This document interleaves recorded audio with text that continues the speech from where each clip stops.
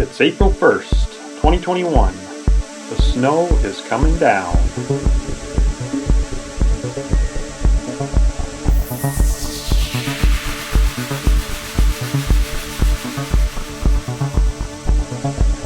Not quite enough snow to go out plowing.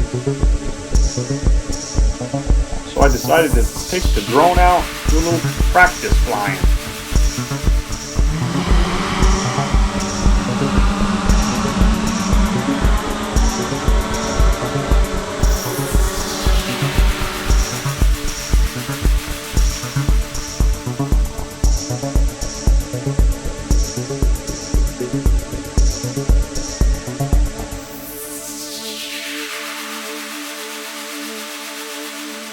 The Dometic cooler style refrigerator just showed up today.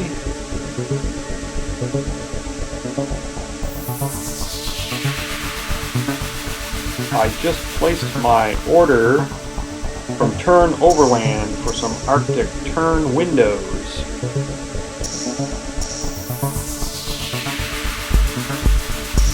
Solar panels are on order.